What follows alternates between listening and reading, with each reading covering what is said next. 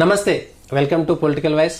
ఈరోజు మన guest Telangana Pradesh Congress committee, సహజంగా పిసిసి అంటాము, పిసిసి అధ్యక్షులు శ్రీ ఉత్తమ్ కుమార్ రెడ్డి గారు. సార్ నమస్తే, welcome to political voice. Hello Satish, firstly నువ్వు పొలిటికల్ వాయిస్ పెట్టినందుకు నీకు అభినందనలు, శుభాకాంక్షలు. మరి తప్పనిసరిగా నీ జర్నలిస్ట్ కెరియర్లో ఇది ఒక పెద్ద మలుపు అని నేను అనుకుంటున్నాను. I wish all the very best to you and political voice.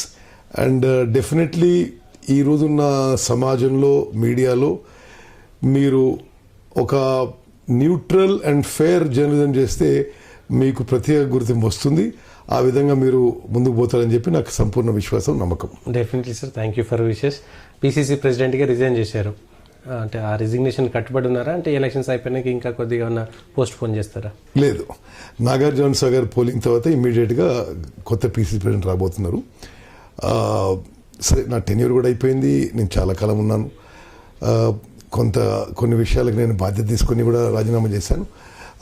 Definitely Nagarjuna Sagar by election తర్వాత తెలంగాణలో కొత్త పిసిసి ప్రెసిడెంట్ రావడం జరుగుతుంది తప్పనిసరిగా. అంటే పిసిసి ప్రెసిడెంట్ మీదనే ఆ బాధ్యతనా, లేదా రాజకీయాల మీద కూడా ఏమైనా విరక్తులు అంటే అట్లాంటి ఫిట్టింగ్ లాంటిది ఏమైనా అనిపించిందా? కొంత అయితే నేను సతీష్, నేను హార్డ్ కోర్ గ్రాస్ రూట్స్ వర్కర్ని.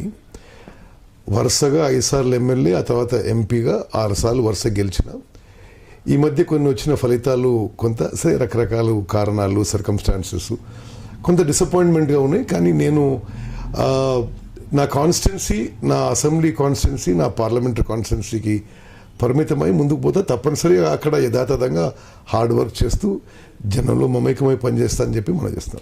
మీరు ఒక్కరెందుకు అంత బాధ్యత తీసుకోవాల్సి వచ్చిందంటే దేశం మొత్తంలో కూడా అనేక రాష్ట్రాల్లో ఇదే పరిస్థితి ఉంది, లేకపోతే పార్లమెంటరీ ఎన్నికల్లో కూడా అట్లాంటి ఫలితాలు వచ్చాయి. కాబట్టి కేవలం ఉత్తమ్ కుమార్ రెడ్డి గారు మాత్రమే ఎందుకు బాధ్యత తీసుకోవాలి ఇట్లాంటి విషయంలో? సరే, అది తీసుకోకుంటే తీసుకోలేదు, తీసుకుంటే తీసుకోవడం, అంతకనే లేదు రాజకీయాల్లో. సరే, నాకే అనిపించింది, సరే మేబీ అది నేను రెస్పాన్సిబులా కాదా, సరే మీ అందరికి తెలుసు జర్నలిస్ట్కి. అయినా సరే నేనే తప్పుకుందాం అనుకున్నాను.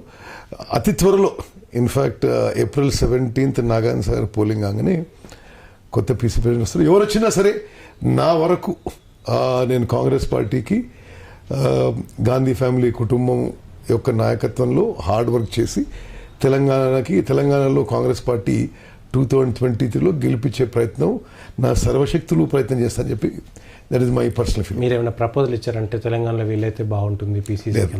నేను ఎవరి ప్రపోజల్ ఇవ్వలేదు. ఎవరు వాళ్ళు అపాయింట్ చేసినా నాకు I have no objections, no personal ఇది. వాళ్ళు ఎవరు ఎట్లా చేసినా ఫైన్ అని చెప్పింది నేను. ఓకే సార్, ఇది వస్తే ఎక్కడ అంటే కాంగ్రెస్ పార్టీలో జాయిన్ అవ్వాలనేటువంటి థాట్ కానీ ఎట్లా వచ్చింది మీకు? సతీష్, ఒకటైతే చెప్తా, నేను ఈ దేశ చరిత్రలో రాజకీయాల్లో ప్రత్యేకంగా డైరెక్ట్గా పాకిస్తాన్, చైనా సరిహద్దుల్లో భారతదేశానికి రక్షణ కోసం ప్రాణాలు సైతం ఫనంగా పెట్టి పోరాడిన సైనికుల్లో ఒకడిని నేను.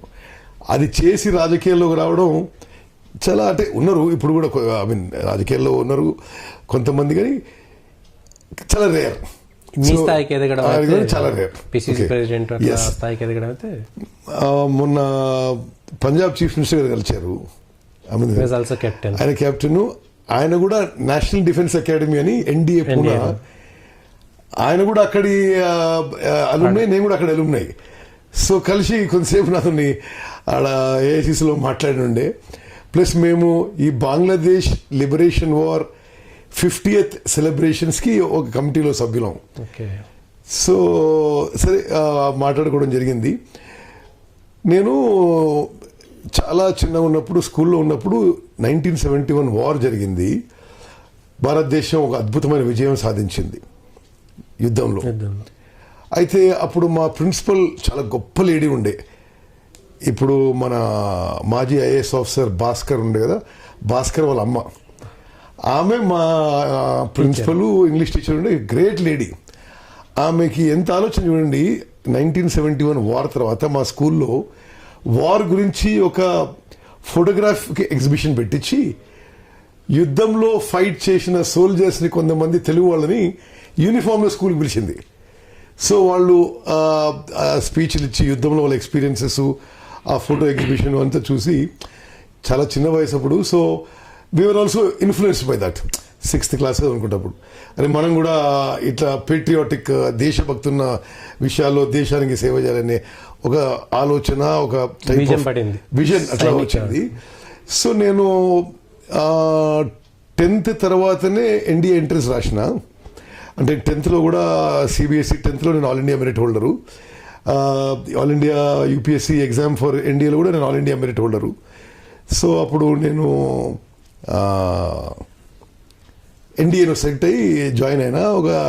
మీకు ఆసక్తికర విషయం ఏంటంటే నేను ఒక వివేక్ చౌదరి అని నా స్కూల్లో క్లాస్మేటు ఇక్కడ హైదరాబాద్ నుంచే, ఆయన ఇప్పుడు ఇండియాకి ఎయిర్ చీఫ్ కాబోతున్నాడు. నా స్కూల్ క్లాస్మేటు, నా బ్యాచ్మేటు, అంటే మేము సమానంగా ఎయిర్ ఫోర్స్లో MiG-21, MiG-20 విమానాలు కూడా ఫ్లై చేసినాం. ఆయన ఒక 2-3 నెలల్లో ఇప్పుడు ఆయన వెస్టర్న్ ఎయిర్ కమాండ్, పాకిస్తాన్ బార్డర్కి అంతే ఆయన కమాండర్ ఇన్ చీఫ్, నెక్స్ట్ భారతదేశానికి ఎయిర్ చీఫ్ అవుతాడు. సరే నా గురించి వస్తే నేను 16. మీరు సిబిఎస్ఈ అంటున్నారు, మీరు ఊర్లో చదువుకోలేరా మీ పుట్టినూరులో? అంటే చాలా ముందు, తర్వాత మా ఫాదర్కి బిహెచ్ఎల్లో జాబ్ వచ్చింది, బిహెచ్ఎల్ రామచంద్రాపురంలో. మా ఫాదర్ ఇంజనీరు.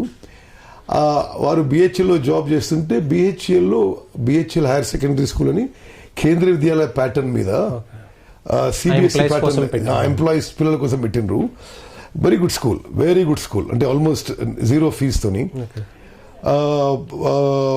అక్కడ మేము మా క్లాస్ నుంచి ఆల్ ఇండియా మెరిట్ నుంచి 2-3 ఉండేవాళ్ళం ఎప్పుడు 10th లో 12th లో. అయితే నేను స్కూల్లో 11th తర్వాతనే నేను ఇండియాకి పోయినా. చాలా 16.5. ఓకే, ఆ వయసులోనే నేను ఎన్డీఏలో చేరాను. ఎన్డీఏలో ముందు చాలా ఇబ్బంది అనిపించేది, ఎందుకంటే చాలా హార్ష్ మిలిటరీ ట్రైనింగ్, చాలా హార్ష్. ఉదయం 4 గంటలకు లేస్తే రాత్రి 9 గంటల వరకు రగాడించేస్తారు. సరే ఆడ క్రమంగా అలవాటు అయిపోయింది. నేను అకాడమిక్స్లో చాలా మంచి స్కోర్స్ వచ్చేవి. ముందు నాకు ఈ పీటీలో, బాక్సింగ్లో, మారథాన్ రన్నింగ్లో నాకు ఇబ్బంది అయ్యేది. బట్ 1.5 years తర్వాత నేను కూడా మంచిగా సెట్ అయినా.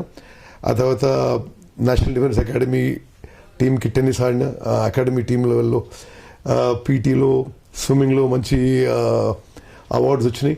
ఒక మంచి మెరిట్లో ఎస్పెషల్లీ ఫ్లయింగ్ సబ్జెక్ట్స్లో ఎన్డీఏ నుంచి పాస్ అయినా. అక్కడి నుంచి ఇక్కడ ఎయిర్ ఫోర్స్ అకాడమీ డిండిగల్ వస్తాం ఇక్కడికి. ఇక్కడ ఫ్లయింగ్ ట్రైనింగ్ మొదలవుతుంది. ఇక్కడ ఒక 6 నెలలు, బిదార్లో ఒక ఎయిర్ ఫోర్స్ స్టేషన్ ఉంది, అక్కడ 6 నెలలు. అక్కడ కూడా నాది మెరిట్ చాలా హైలో ఉంది, 1st, 2nd.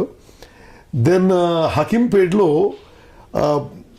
దాని తర్వాత ఈ ఎయిర్ ఫోర్స్లో పైలట్స్ని ఫైటర్ పైలట్స్గా, ట్రాన్స్పోర్ట్ పైలట్స్గా, హెలికాప్టర్ పైలట్స్గా విభజించేస్తారు. ఒకటి ఎన్డీఏ తర్వాత ఆర్మీ, నేవీ, ఎయిర్ ఫోర్స్గా విభజిస్తారు. ఎయిర్ ఫోర్స్ వచ్చిన తర్వాత మెరిట్ మీద ఫైటర్ పైలట్స్, ట్రాన్స్పోర్ట్ అంటే ఇప్పుడు మనం ఢిల్లీ, బాంబే పోయే విమానాలు, ఆ తర్వాత హెలికాప్టర్ పైలట్స్. దాంట్లో నేను ఫైటర్ పైలట్ సెలెక్ట్ అయినా. ఇక్కడ హకీంపేట్లో ఉన్న ఎయిర్ ఫోర్స్ స్టేషన్లో మా కోర్సులో ఫ్లయింగ్లో, ఏరోబాటిక్స్లో నేనే ఫస్ట్ ఉంటి. ఓకే, అక్కడి నుంచి నేరుగా చైనా బోర్డర్, తేజ్పూర్ అనే ప్లేస్ ఉంది. 62 వార్లో చైనీస్ ఆర్మీ అక్కడి వరకు వచ్చింది. సో ఫ్యూచర్లో అది కాకూడదని బ్రహ్మపుత్ర నది ఒడ్డున ఈ ఎయిర్ ఫోర్స్ స్టేషన్ ఒక అడవిలో ఎస్టాబ్లిష్ చేసిండ్రు. అక్కడ MiG-21 విమానం నడిపినారు. అంటే MiG-21 ట్రైనింగ్ బేస్, అది ఫైటర్ బేస్. ఆడ కొన్ని సంవత్సరాలు అక్కడ ఉండడం జరిగింది. అక్కడి నుంచి మరి MiG-23 అని అప్పుడు ప్రపంచంలో అత్యాధునిక విమానం. ఎంత ఆధునికం అంటే అది శబ్ద వేగం. ఇప్పుడు నీతో నేను మాట్లాడుతుంటే నేను మాట్లాడింది నీకు వినడానికి ఆ శబ్దానికి కొంత వేగం ఉంటుంది. ఐ థింక్ ఇప్పుడు నాకు ఫిజిక్స్ గుర్తుంటే 760 meters/second అనుకుంటా. శబ్ద వేగానికి 2.5 ఇంతలు, 2.5 times స్పీడ్ ఆఫ్ సౌండ్ ఆ విమానాలు ఫ్లై చేసేవి MiG-23 అని. ఆ యుద్ధ విమానం ఎంత సోఫిస్టికేటెడ్ అంటే మీరు చాలా హై స్పీడ్ పోతే, ఇప్పుడు ఈ ఎయిర్ క్రాఫ్ట్ వింగ్స్ ఉంటాయి కదా, అవి వెనక్కి వెళ్ళిపోతాయి. సో కొంత చాలా హై స్పీడ్ వెనక అది విమానంలో రాకెట్ లానే పడుతుంది. ప్లస్ 50-100 kilometers నుంచే ఎనిమిని బాంబ్ చేయొచ్చు. చాలా హై పర్ఫార్మెన్స్ ఎయిర్క్రాఫ్ట్. ఆ MiG-23 పైలట్గా సియాచిన్ గ్లేషియర్లో చేశాను. చాలా సంవత్సరాలు కాశ్మీర్లో చేశాను, పంజాబ్ బార్డర్లో చేశాను, రాజస్థాన్ డెజర్ట్స్లో పాకిస్తాన్ బార్డర్లో చేశాను. చాలా సంవత్సరాలు అయిన తర్వాత నాకు MiG-23 విమానాలు నడుపుతున్నప్పుడు ఒక యాక్సిడెంట్ కూడా అయింది. యాక్సిడెంట్ అంటే ఎయిర్క్రాఫ్ట్ సింగిల్ పైలట్, అది ఆ విమానం గాల్లో పేలిపోయింది. ఓకే, సరే ఏ కారణం కావచ్చు, టెక్నికల్ ఉండొచ్చు, లేకపోతే బార్డర్కి చాలా దగ్గర వేరే ఏమైనా జరిగి ఉండొచ్చు. అయితే అప్పుడు నేను చాలా మిరాక్యులస్గా పారాషూట్తో ఎస్కేప్ అయినా. ఓకే, సరే ఆ యాక్సిడెంట్లో నాకు నా స్పైన్ ఇరిగింది, ప్లస్ నాకు ఒక నీ అప్పుడు బ్రేక్ అయింది, ప్లస్ 30% బాడీ కూడా బాగా కాలి ఉండే. ఆ తర్వాత సరే రికవర్ అయినా, కొంత ఫ్లయింగ్ మొదలు పెట్టుకున్నా మళ్ళీ. అప్పుడు సరే అప్పుడు ఎయిర్ చీఫ్ ఏమంటే, నువ్వు కొంత సరే మీకు ఇంకా ప్రెస్టీజియస్ పోస్టింగ్ ఇస్తాం, కొన్నేళ్ళు అక్కడ చేసిరండి అని. అప్పుడు భారత రాష్ట్రపతి దగ్గర డెప్యుటేషన్ పంపించారు, కొత్త పోస్టింగ్. అంటే రాష్ట్రపతి భవన్ ఢిల్లీలో అప్పుడు భారత రాష్ట్రపతి ఆర్ వెంకటరామన్, ఆ తర్వాత శంకర్ దయాళ్ శర్మ, వాళ్ళ ఇద్దరితో ఉన్నాను. నేను 6.5 సంవత్సరాలు ఉన్నాను రాష్ట్రపతి. అయితే నేను అక్కడ ఏడీసీగా ఉన్నాను, కంట్రోలర్గా ఉన్నాను. కొంత అడ్మినిస్ట్రేషన్, ప్రోటోకాల్, అపాయింట్మెంట్స్, ప్రెసిడెంట్ గారిని అకంపెనీ చేయడం అన్ని చోట్ల, అడ్మినిస్ట్రేషన్, ఇవన్నీ జనరలీ ఆడ అంటే చాలా పెద్ద ఎస్టాబ్లిష్మెంట్. 2,000 ఎంప్లాయీస్ ఉంటారు రాష్ట్రపతి భవన్లో, పెద్ద ఎస్టేటు. అండ్ ఆల్సో ఒక బయట తెలియని విషయం ఏంటంటే, భారతదేశానికి వచ్చే ప్రధానమంత్రులు కానీ రాష్ట్రపతులు కానీ వాళ్ళ డెలిగేషన్తో సహా వాళ్ళు కూడా రాష్ట్రపతి భవన్లో ఉంటారు. మొత్తము వాళ్ళ విజిట్ వ్యవస్థ అంతటికి నేను కొన్నేళ్ళు ఇన్ఛార్జ్గా పనిచేశాను. సరే ఆ తర్వాత నాకు ఇన్ఫ్యాక్ట్ నేను ఎయిర్ ఫోర్స్ నుంచి అప్పుడు అక్కడ రాష్ట్రపతి భవన్లో పర్మనెంట్గా అబ్జర్వ్ అయిపోయాను. సో ఒకవేళ నేను ఆప్ట్ చేయకుంటే అక్కడే ఎయిర్ ఫోర్స్లో కానీ అక్కడే ఉండిపోయిన పట్టుకోవాడు. ఇప్పుడు నా బ్యాచ్లో ఉన్న వాళ్ళు ఆర్మీ, ఎయిర్ ఫోర్స్, నేవీలో అందరూ సుమారు చీఫ్ ఆఫ్ సర్వీస్లో ఉన్నారు ఇప్పుడు. అయితే సరే నాకు ఎప్పుడు అనిపించేది అంటే, ఈరోజు మొత్తం సమాజంలో ఒక పెద్ద మార్పు జరిగిపోయి అసలు ఆదర్శాలు, విలువలు అంటే ఎవడు మాట్లాడేటోళ్ళు లేరు. అంటే అదొక ఆదర్శాలు, విలువలు మాట్లాడితే నా బలహీనుడనో లేకపోతే చేతగాడనో టైప్ ఫీలింగ్ ఉంది. బట్ ఆ రోజు కొంత ఆదర్శాలు, విలువలకి కట్టుబడి ఒక పర్మనెంట్ జాబ్ రిజైన్ చేసి రాజకీయాలకు రావడం జరిగింది. ఎంత ఆదర్శాలు, విలువలు కట్టుబడి ఉండేదంటే అప్పుడు మాది కూడా ఒక కొత్త పెద్ద మంచి ల్యాండ్స్ ఉన్న ఫ్యామిలీ. ఇప్పుడు ప్రస్తుతం హైదరాబాద్లో ఉన్న శ్రీనారాయణ కాలనీ నా వ్యవసాయ పొలం. ఓకే, ఊర్లో కూడా పెద్ద ఎత్తున ల్యాండ్. సొంత ఊరు ఎక్కడ సార్? ఇది తాటిపాములు అనే ఊరు. ఆ చుట్టుపక్కల ఊర్లలో అన్నిట్లో చాలా పెద్ద ఎత్తున భూములు ఉండేవి. నా వైఫ్ కూడా ఒక వెల్ నోన్ ఫ్యామిలీ. అయినా కానీ మేము ఇద్దరం కూడా ఆదర్శాలకి, సిద్ధాంతాలకు కట్టుబడి ఆ రోజుల్లో ఆర్య సమాజ్ పెళ్లి చేసుకున్నాం. 1990లో ఆర్య సమాజ్ పెళ్లి చేసుకున్నాం. అంటే ఎవరిని అంటే అట్టహాసంగా ఈ 1000 మందిని పిలవడం, ఈ ఖర్చు చేయడం, ఈ టైప్ ఆఫ్ కల్చర్ నాకు ఎన్నడూ నచ్చకపోయేది. అంటే మనం సింపుల్గా బతకాలి, మనం ఒక ప్రిన్సిపల్గా ఉండాలనేది నా ఆలోచన ఉంటుంది. ఈ విషయంలో కేసీఆర్ ఒక కామెంట్ చేశారు, తాటిపాములో పెద్ద దొర కుటుంబం, మీరేంది ఆదర్శాలు చెప్పేదని ఒక మాట అన్నాడు. వాస్తవమే. సరే, వాస్తవంగానే మా ఫోర్ ఫాదర్స్ అందరూ కూడా కొంత ల్యాండ్ లార్డ్ ఫ్యామిలీయే. కానీ మేము వచ్చే వరకు మేము అంత కథ పెట్టించేసాం. ఇప్పుడు ఒక నార్మల్ ఫ్యామిలీ మేము. అయితే అంటే కాలనీ పొలం ఏం చేశారు? ఇక ఇన్ని 7 లక్షలు అయిపోయినా ఏం మిగులుతుంది ఇక. సరే, అయితే actually entire Srinagar colony present is నా వ్యవసాయ పొలమే. వారసత్వంగా మా ఫాదర్ది, మా ఫాదర్ది అంటే ఫాదర్ బ్రదర్స్ అందరిది. సో క్రమంగా తగ్గిపోయింది అనుకోండి.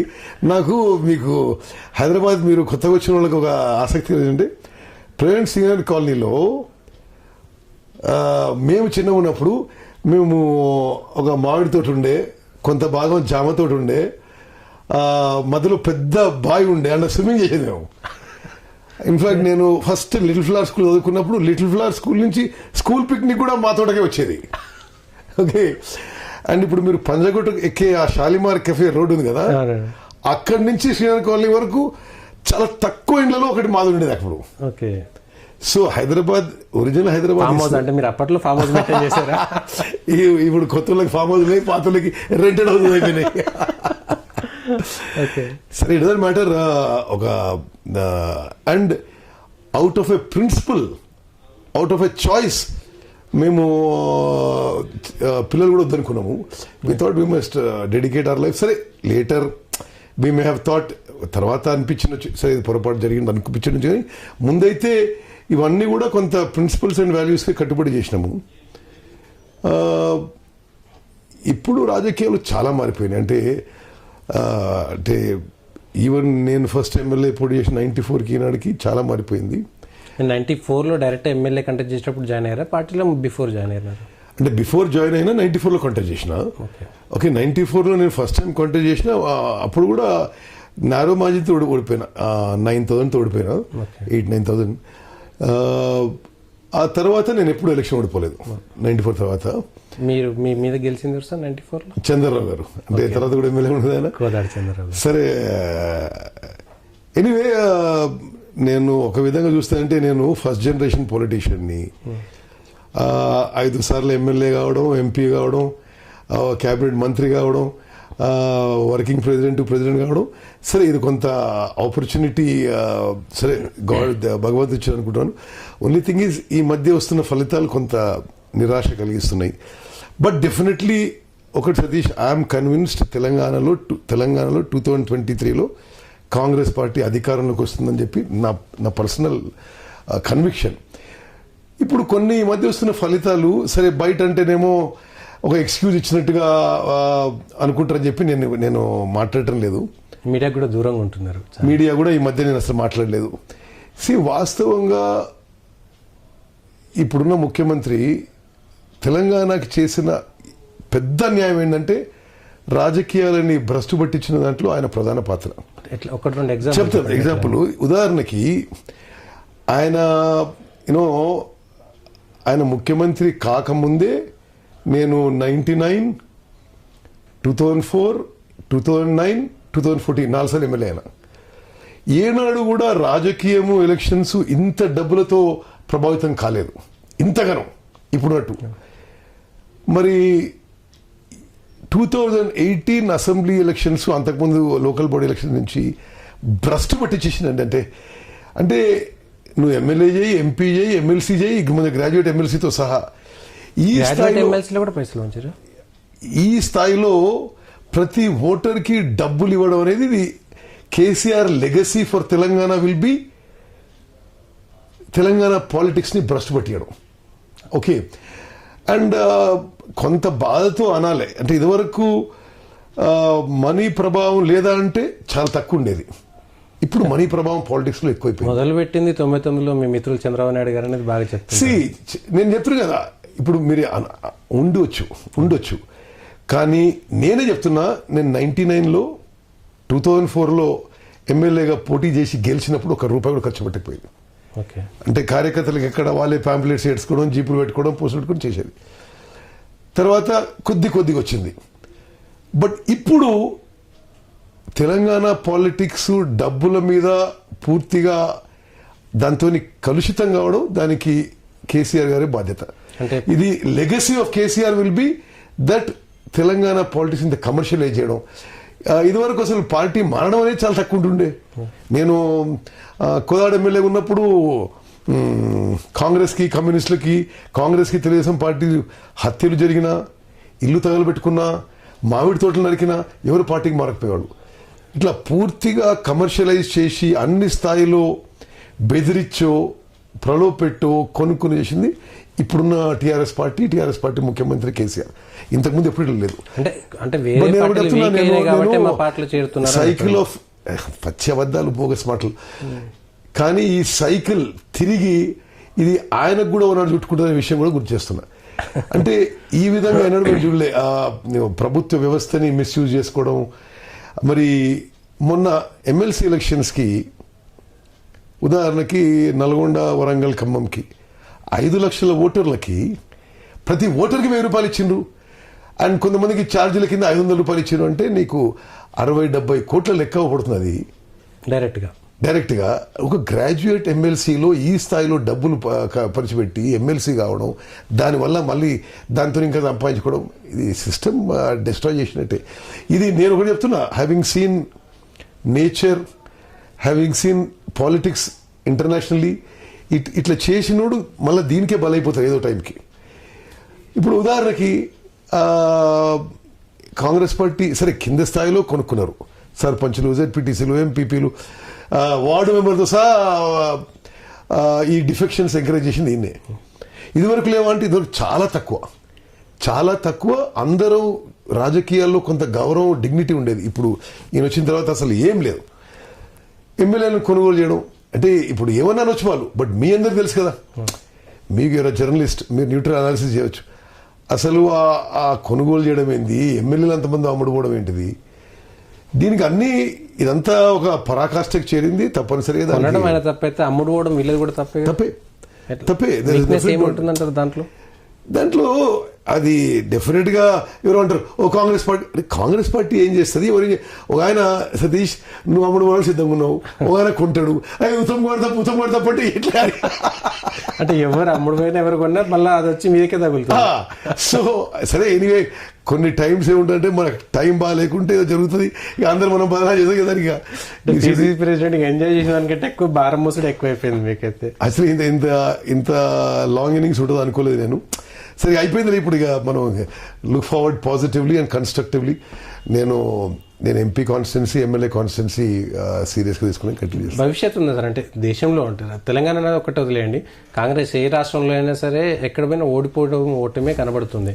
మీకు తమిళనాడు లాగా, యూపీ లాగా, గుజరాత్ లాగా పూర్తిగా కాంగ్రెస్ కొన్ని దశాబ్దాల పాటు కనుమరుగైతే అసలు కొత్త తరం రాదు కదా పార్టీలకి. చూడండి, నేను మీతో ఏకీభవించలేకపోతున్నా. సరే, ఇక్కడ కేసీఆర్ గారు ఎట్లయితే వ్యవస్థని మిస్యూజ్ చేసుకొని తన పవర్ని పెంచుకున్నాడో ఇన్ అన్ ఇల్లీగల్ వే, అక్కడ నరేంద్ర మోదీ గారు, అమిత్ షా గారు కూడా పూర్తిగా they have destroyed the democracy in India. మీరు యుఎస్లో it's a very famous think tank, freedom something ఏదో అన్నారు వాళ్ళు అదో దాని పేరు, ప్రెస్టీజియస్ థింక్ ట్యాంక్. వాళ్ళు ఏమనంటే India is no more a free country, India is no partially free country. అంతర్జాతీయంగా కూడా చాలా పబ్లిసైజ్ అయింది. అదేవిధంగా Sweden generally very honest and fair people.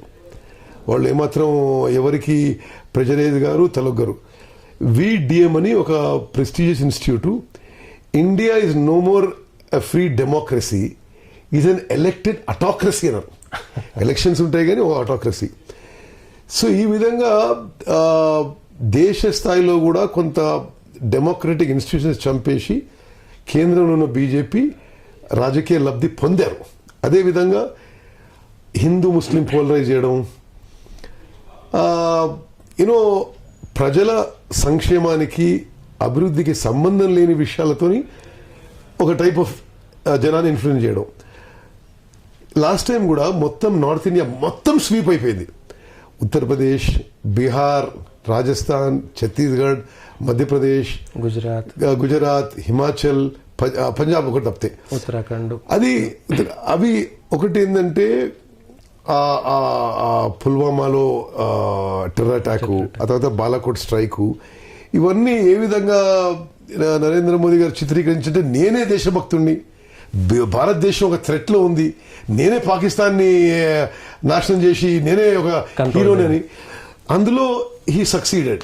But ఇంకోటి మీకు చెప్తా, ఇప్పుడు అదే రాష్ట్రాల్లో ఆ పర్ఫార్మెన్స్ వాళ్ళకి ఎన్నడూ మళ్ళీ రాదు.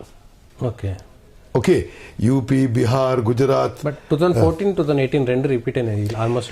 అంటే 2018 was a peak of their performance, but I'm quite sure that will not be the case in the future.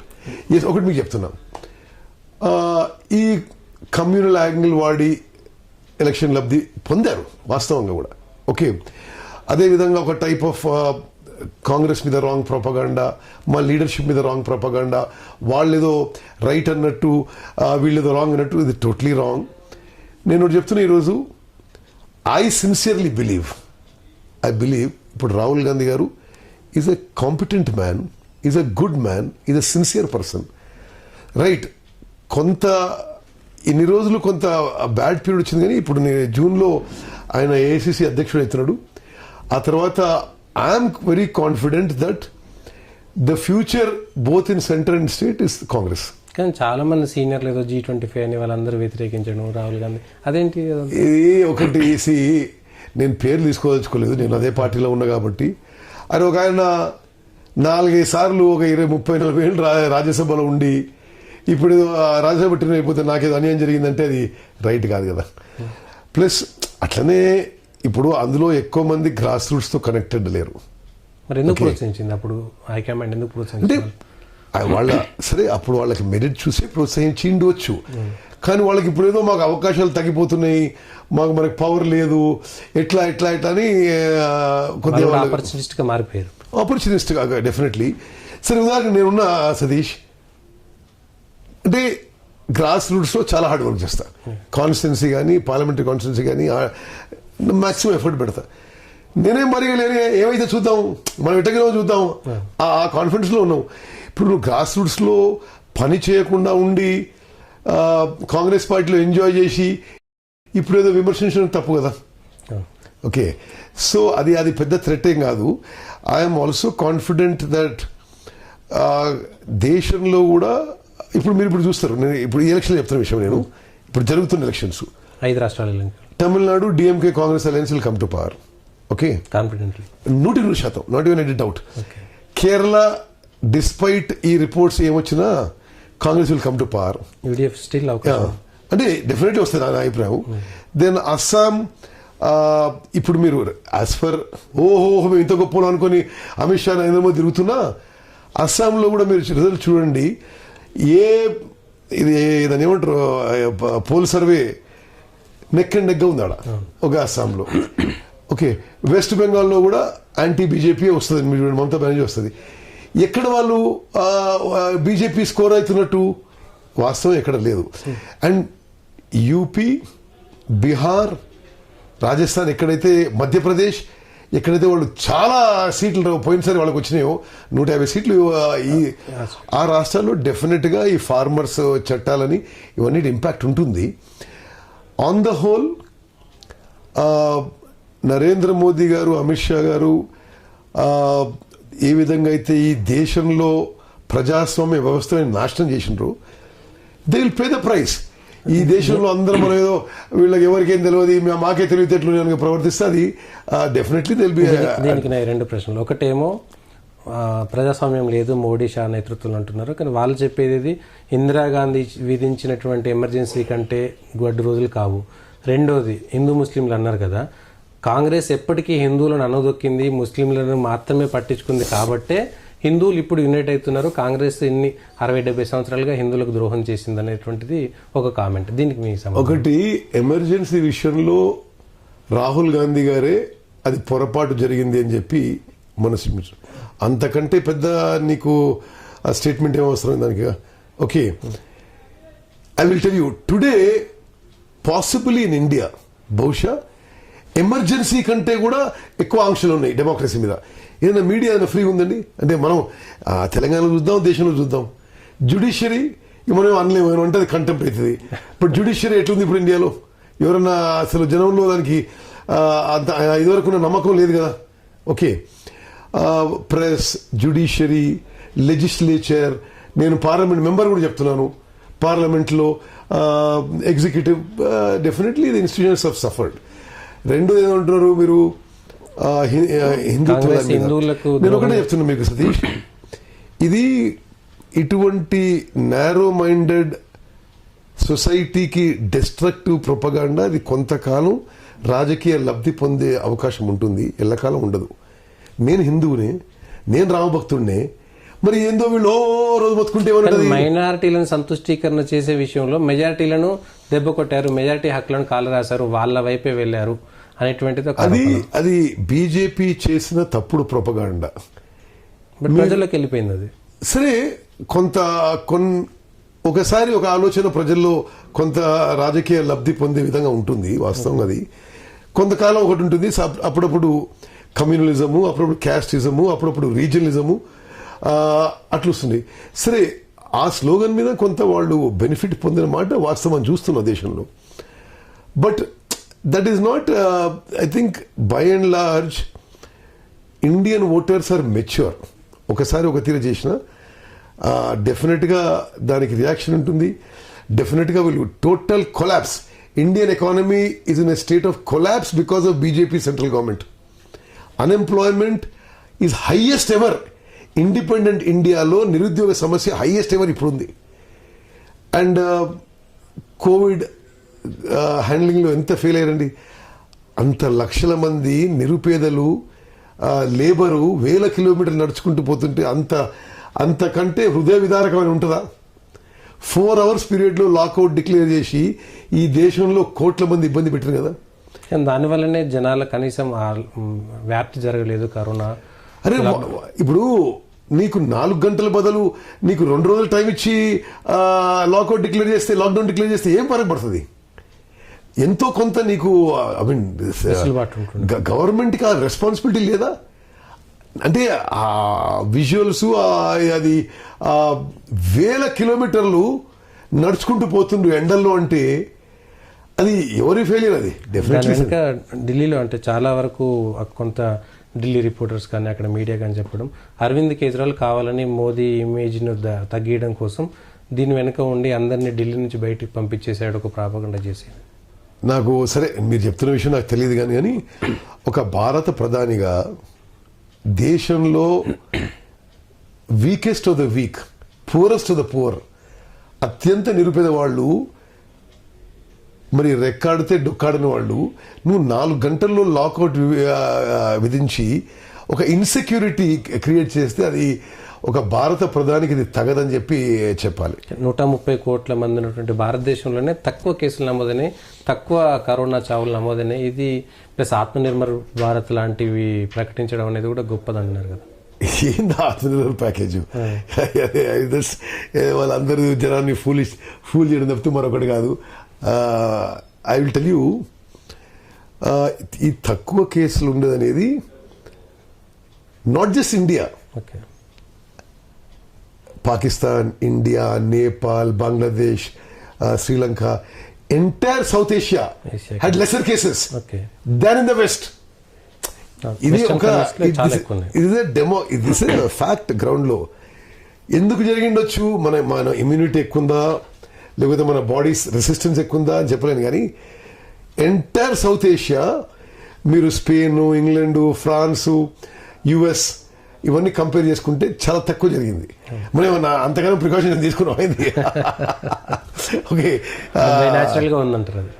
I think there is something in nature and in the body itself that prevented it. ఇప్పుడు రాసినప్పుడు నేను మొత్తం సంవత్సరం పాటు తిరిగినా, okay, అన్ని ఎలక్షన్లు తిరిగినాను, చాలా మంది దగ్గర నుంచి తిరిగాను. So it's also body type. ఇంకొక క్వశ్చన్, సరే మీరు ఎట్లా చెప్తారండి ఇది? దుబ్బాక జిహెచ్ఎంసీ 2014, ఇది కూడా కాదు, 2014లో తెలంగాణ ఇచ్చినటువంటి కాంగ్రెస్ అని చెప్పుకొని కాంగ్రెస్లో ఉన్నటువంటి కొందరు కొట్లాట వల్లనే ఓడిపోయింది అనేది ఒక వాదన. దాన్ని ఎంతవరకు ఎక్కువిస్తారు? సతీష్, ఒకటే చెప్తా, నేను 14ది నేనేమంటాను అంటే కొన్ని సర్కమ్స్టాన్సెస్లో రాజకీయాలు విధంగా ముందు జరుగుతాయి, కానీ ఇట్లా జరిగింది కాబట్టి ఫ్యూచర్ బ్లీక్ అనేది నేను నమ్మను. Okay, I have confidence in the Congress party. Telangana రాష్ట్రంలో 12,500 గ్రామ పంచాయతీల్లో ఈ రోజు కూడా ఒక వీర పోరాటం చేస్తున్న కాంగ్రెస్ సైనికులు ఉన్నారు. 12,500 గ్రామ పంచాయతీలు ఉన్నారు, 140 మున్సిపాలిటీలు ఉన్నారు. ఇది మర్చిపోదాం. ఇది వెనక ఊకే మాట్లాడుకొని తవ్వుకొని బాధపడడం వేస్ట్. Future is bright. తప్పనిసరి హార్డ్ వర్క్ చేస్తాం, అందరం కలిసికట్టుకు ముందుకు పోతాం. 2023 గెలుస్తాం. నాగార్జున సాగర్తో గెలుపుతో తెలంగాణలో రాజకీయాలు మారబోతున్నాయి. సాగర్లో అక్కడ ఉన్నటువంటి ఉద్దండ పండితులు, ఉద్దండ లీడర్స్ అంతా అక్కడ ఉన్నారు. మీకు అందరూ ఒక్క తాటి మీద ఉంటారు ఇప్పుడు? 100%. మీకు ఇప్పుడు మీడియా సృష్టి కానీ ఓకే, ఇదంతా మీరు మీడియా సృష్టించేది. మాలో ఇప్పుడు డిఫరెన్సెస్ ఉన్నాయి సతీష్. సరే, మేము ఒక ఫ్యామిలీ పార్టీ కాదు కదా. అంటే కేసీఆర్ మీద అయిష్టంగా ఉన్నా, కేటీఆర్ మీద ఇష్టం లేకున్నా ఏ మంత్రి ఏ ఎమ్మెల్యే నోరు మెదపడు. ఓకే, అట్లా కాదు కదా నేషనల్ పార్టీస్లో. సో కొంత స్వేచ్ఛ ఉంటుంది, కొంత మాట్లాడే విషయాలు ఉంటాయి. ఇది బట్ దెర్ ఇస్ నో ఇంత serious difference that is different opinions ఉంటాయి, but any major issue we are all together, will work together. ఇక ఇప్పుడు నాకు మీరు జానారెడ్డి గారు గెలుస్తారనేటువంటి నమ్మకం. ఇప్పుడు ఒకటి మీరు గుర్తుపెట్టుకోవాలి, జానారెడ్డి గారు చెప్పారు టీఆర్ఎస్ చాలా డబ్బులు వంచుతుంది. అవును, ఎంత వంచినా నాగార్జున సాగర్లో పనిచేయని చెప్పి నా అభిప్రాయం. ఎందుకంటే జానారెడ్డి గారు ఒక కాంగ్రెస్ పార్టీలో కాదు, తెలంగాణ రాష్ట్రంలో, ఒక దేశంలో ఒక స్పెషల్ పర్సనాలిటీ. ఓకే, ఒకసారి సమితి ప్రెసిడెంట్ ఎలక్ట్ అయ్యి డైరెక్ట్ ఎలక్షన్స్లో 7 సార్లు ఎమ్మెల్యేగా ఎన్నికై 17 ఏళ్ళు క్యాబినెట్ మంత్రి ఉండి 5 ఏళ్ళు సిఎల్పి లీడర్ ఉండి ఒక విశిష్టమైన వ్యక్తిత్వం ఉన్నవాళ్ళు, ఒక మచ్చలేని క్యారెక్టర్ ఉన్న మనిషి, ఒక పెద్ద మనిషిగా అందరూ గౌరవిస్తారు. తప్పనిసరిగా నాగార్జున సాగర్లో సునాయాసం గెలుస్తారని చెప్పి నా అభిప్రాయం. థ్యాంక్ యూ సార్, మీ విలువైన సమయాన్ని మాకు ఇచ్చినందుకు ధన్యవాదాలు. Thank you Satish. మీ పొలిటికల్ వాయిస్కి all the very best. Good luck. God bless.